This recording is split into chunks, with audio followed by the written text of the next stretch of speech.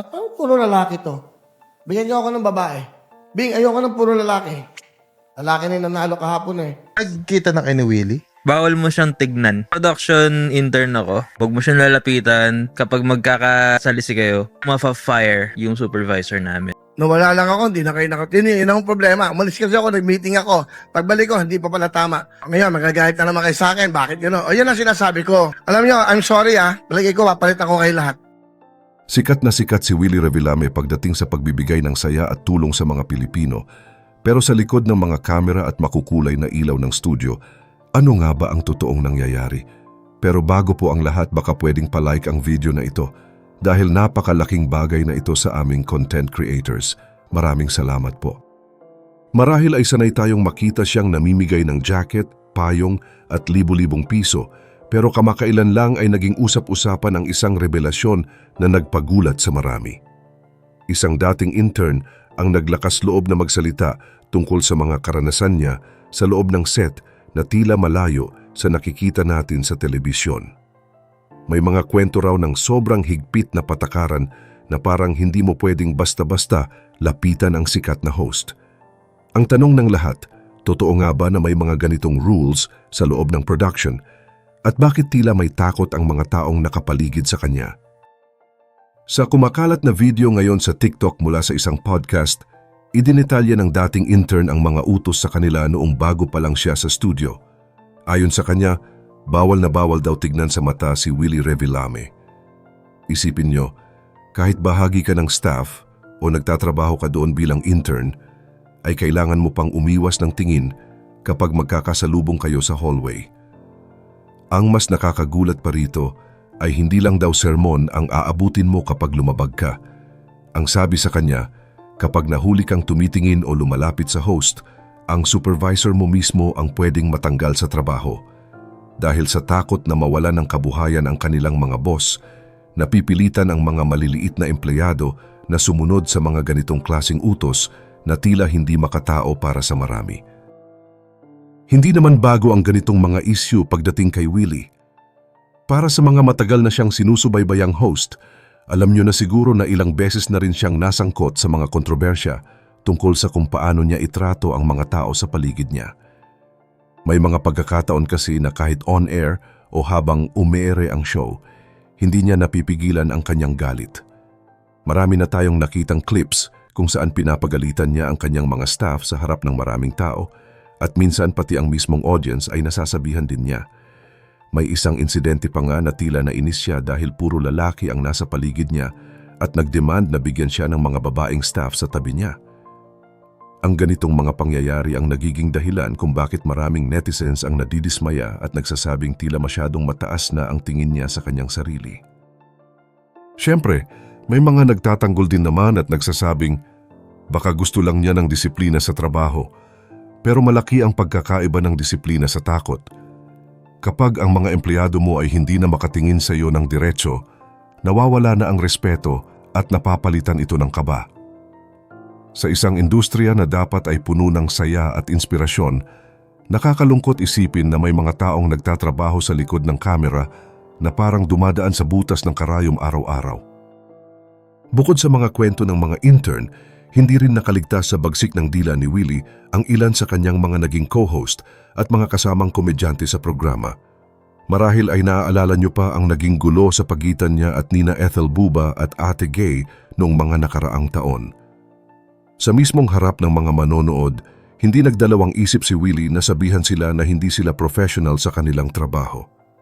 Para sa marami, masakit pakinggan na mapagalitan ka ng harap-harapan, lalo na kung ang tingin mo sa iyong katrabaho ay parang pamilya na rin. Noong taong 2015, muling naging mainit ang usapan nang biglang mawala sa show ang mga paborito ng masa na sina Herlene Hipon Girl at Donita Knows.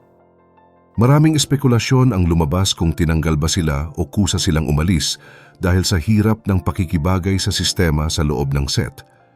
Mahirap talagang hulaan kung ano ang tunay na dahilan, pero kapag sunod-sunod na ang mga taong nawawala sa paligid ng isang host, hindi mo maiiwasang mag-isip kung gaano ba talaga kahirap ang magtrabaho sa ilalim ng kanyang pamumuno. Maging noong pumasok siya sa mundo ng politika para tumakbo bilang senador, noong 2025 ay hindi rin siya tinantanan ng mga puna ng publiko. May mga lumabas na ulat tungkol sa kanyang asal habang nasa gitna ng mga campaign motorcade kung saan tila uminit ang kanyang ulo sa gitna ng maraming tao. Dito muling kinuwestiyon ng mga netizens ang kanyang temperament o ang bilis ng pagbabago ng kanyang mood.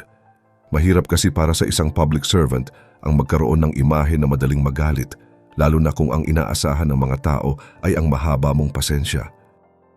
Sa kabila ng lahat ng mga batikos na ito, palaging may isang sagot si Willie para ipaliwanag ang kanyang panig. Ayon sa kanya, ang pagiging strikto niya ay hindi naman dahil sa masama ang kanyang ugali, kundi dahil gusto lang niyang masiguro na maganda ang kalidad ng kanyang programa. Para sa kanya, ang bawat sigaw at bawat paghihigpit ay para sa ikabubuti ng show at para mabigyan ng pinakamagandang karanasan ang mga taong nanonood sa studio at sa bahay. Pero sa bawat bagong kwento at revelasyon na lumalabas ay parang lalong lumalalim ang lamat sa tiwala ng publiko. May malaking pagkakaiba kasi ang pagiging disiplinado sa trabaho at ang pagiging mapang-api sa iyong mga katrabaho. Ang tanong tuloy ng marami, hanggang saan ba dapat tanggapin ang pagiging professional at kailan ito nagiging isang paraan na lang ng lantaran na pamamahiya? Hindi biro ang magtrabaho sa likod ng kamera, lalo na kung kailangan mong laging mag-ingat sa bawat galaw mo para hindi ka mapagalitan o mawalan ng trabaho ang iyong boss. Bukod sa mga isyong personal, isa pang aspeto na madalas mapansin ng mga taong malapit kay Willie Revillame ay ang kanyang pagiging perfectionist pagdating sa technical na aspeto ng kanyang show. Alam niyo ba na hindi lang basta host si Willie dahil hands-on din siya sa bawat anggulo ng kamera, sa bawat tunog ng kanta, at pati na rin sa bilis ng pagkaka-edit ng kanyang mga segment? Sinasabing bago pa man magsimula ang live broadcast, ay madalas siyang nakikita sa control room na tila isang direktor na mabusisi sa bawat detalye. Para sa kanya, ang isang maliit na palya sa tunog o isang maling transition ng camera ay isang malaking kasalanan sa mga viewers.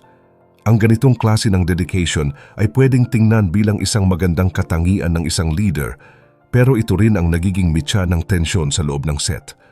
Kapag kasi hindi nakuha ng tech crew ang eksaktong vision na gusto niya, doon na madalas lumalabas ang kanyang pagiging mainit ang ulo na naging tatak na nga ng kanyang pagtatrabaho sa likod ng tabing. May mga kwento rin na lumabas tungkol sa kung paano niya pinanghahawakan ang mga kontrata ng kanyang mga talents. Noong mga nakaraang taon, nabanggit sa ilang mga showbiz reports na may mga pagkakataon na biglaan ang pagbabago sa mga plano ng show at ang mga staff o co-host ay kailangang laging handa na mag-adjust sa anumang oras. Ang kawalan ng kasiguraduhan sa trabaho ang isa sa mga dahilan kung bakit marami ang nakakaramdam ng matinding pagod, hindi lang sa katawan kundi pati na rin sa isip. Isipin nyo, kailangan mong maging alerto bawat segundo dahil hindi mo alam kung kailan magbabago ang ihip ng hangin. Habang ang mga manonood ay nakatutok sa mga papremyo, ang mga tao naman sa likod ng stage ay tila naglalakad sa ibabaw ng manipis na yelo.